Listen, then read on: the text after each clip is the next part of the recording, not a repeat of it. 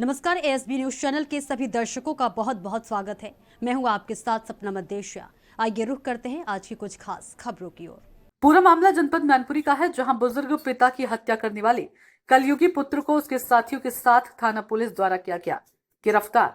दिनांक 2/8/2025 को नगला मधु की शैलेंद्री देवी पत्नी सहदेव की तहरीर सूचना के आधार पर गांव के शीलू पुत्र अजंत सिंह, अभिषेक पुत्र रमेश पुत्र सरनाम सिंह निवासी ग्राम नगला मधु, थाना भोगांव, जनपद मैनपुरी तथा 4 अज्ञात के विरुद्ध पुरानी रंजिश के चलते दिनांक 1-2-8-2025 की रात्रि में चारपाई पर सो रहे कृपाल सिंह, जिनकी उम्र करीब 60 वर्ष है, दीवार फांदकर सीने में गोली मारकर हत्या कर देने के संबंध में मुकदमा पंजीकृत किया गया।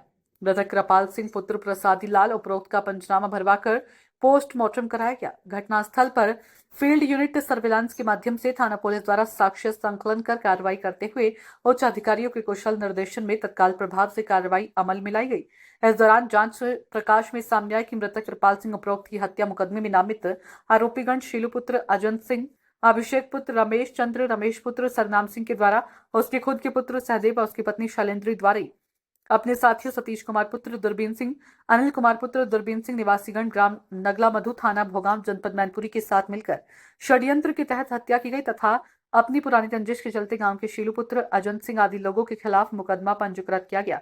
आरोपियों को गिरफ्तार कर जेल भेज दिया गया है। शिव मंगल सिंह की रिपोर्ट।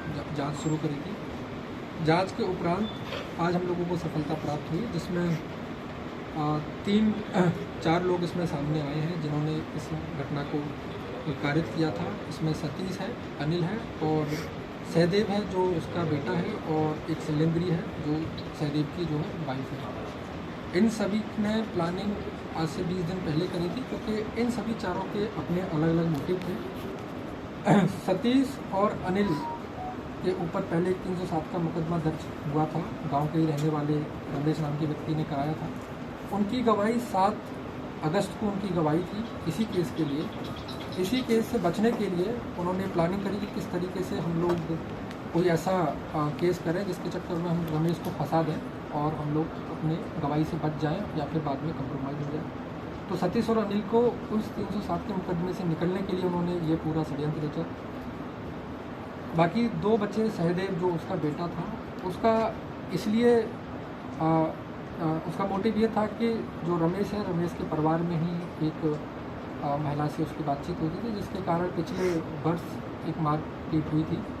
उसी का रंजिश के चलते हुए उसने रमेश से बदला लेने के लिए ये कदम उठाया, क्योंकि सतीश और सहदेव के दोनों ही लोगों का मोटिव सेम था, इसलिए दोनों ने ही मिलकर इस घटना को कारित किया है। मौके पर जिस बंदूक से मारा गया था वो तमंचा भी हम लोगों के पास बरामद कर लिया है। 2 छोटे फ़ोन का इस्तेमाल किया गया था जो उसी रात्रि को लिए थे बात करने के लिए, और जिससे कि पुलिस उनको ट्रेस ना कर पाए, तो वो दोनों फ़ोन भी हम लोगों ने बरामद किए हैं। चारों की गिरफ्तारी करके अब हम उनको जो है जेल भेज रहे हैं। सर, इसमें घटना में अंजाम देने वाले और भी लोग हैं कि ये 3 ही लोग इसमें शामिल हैं? इसमें देखिए 4 ही लोग हैं मौके पर, और क्योंकि फ़ोनों के बातचीत के पैटर्न से वहाँ मौजूद कौन कौन लोग थे उन सबसे हम लोगों ने जांच पड़ताल करने के बाद यही सारी चीज़ें निकल कर आई हैं कि ये मौके पर 4 ही लोग थे और चारों की हम लोगों ने गिरफ्तारी की। सर, ये किस तरीके से किया फिर वहाँ से निकले? ये देखिए ऐसा है कि सहदेव कुछ काम से राजस्थान गया था।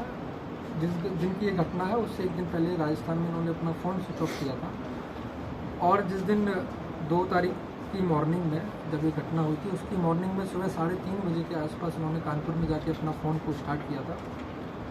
राजस्थान से ये चलने के बाद यहाँ मैनपुरी में एक थाना बिछवा पड़ता, वहाँ इन्होंने एक छोटा फ़ोन लिया था।